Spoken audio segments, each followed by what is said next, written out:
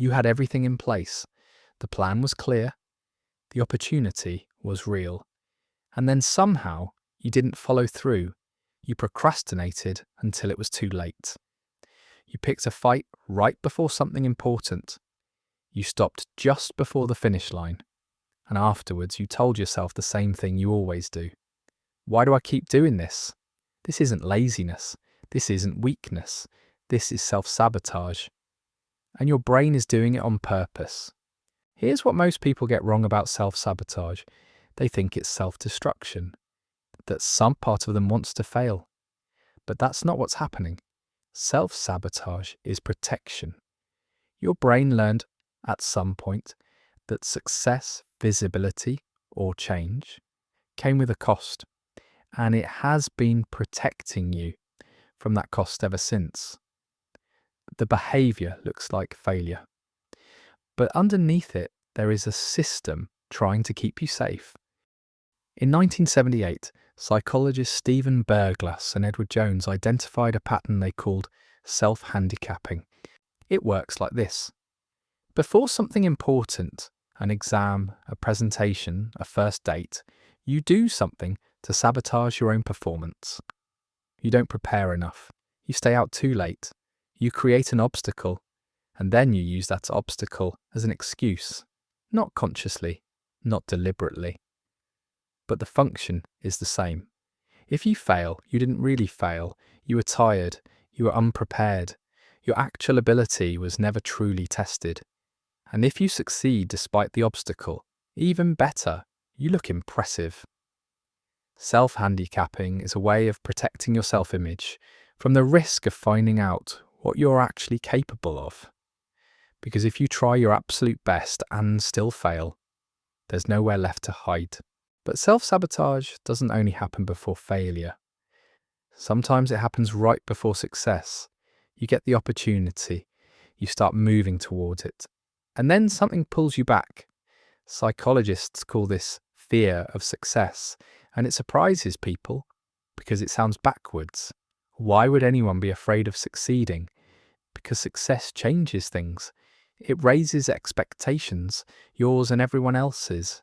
It brings visibility, judgment, responsibility. It means you can no longer say, I haven't really tried yet. For many people, staying just below their potential feels safer than finding out what happens when they actually arrive. Success is unfamiliar territory, and the brain treats unfamiliar as dangerous. So it pulls you back to what it knows, even if what it knows is struggle. And then there's what happens if you do succeed. You made it. You're there. And instead of feeling proud, you feel like a fraud, like you don't belong, like you got lucky, like it's only a matter of time before people find out that you don't actually know what you're doing. This is imposter syndrome. And research suggests it affects an estimated 70% of people at some point in their lives. Here's what's important to understand about it. Imposter syndrome isn't a sign that you don't belong. It's a sign that you care deeply about doing well in an area that matters to you. It tends to show up most in people who are competent, because incompetent people rarely question themselves enough to feel like frauds. The feeling of being an imposter is not evidence that you are one. It's evidence that you're paying attention. Self-handicapping, fear of success, imposter syndrome. These are three different expressions of the same underlying pattern. A brain that learned to associate advancement with risk. Maybe you grew up in an environment where standing out felt dangerous. Maybe early success was followed by pressure you weren't ready for. Maybe you watched someone you loved struggle with the weight of ambition. The brain remembered, and it built a system to make sure you wouldn't get too close to that edge again. This is not a character flaw. This is an adaptation, a pattern that was learned, which means it can be unlearned. So what do you do with this? The first step is recognition, not judgment, not why do I keep doing this, but genuine curiosity. When you notice self-sabotage happening, a missed deadline, a picked fight, a sudden urge to quit, ask yourself, What is this behavior protecting me from? Not to excuse it, to understand it. Because the moment you can see the function behind the pattern, you create distance from it.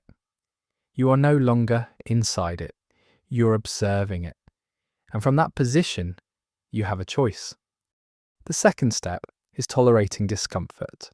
Self-sabotage kicks in at the edge of your comfort zone. That discomfort you feel right before you follow through. That's not a warning sign. That's a growth sign. Your brain will tell you to stop. You don't have to listen. The third step is building evidence. Every time you follow through despite the pull to stop, you give your brain new data. You are safe here. Success does not have to cost what it once cost. The pattern begins to shift, not all at once, but incrementally, one choice at a time. Self-sabotage isn't proof that you're broken.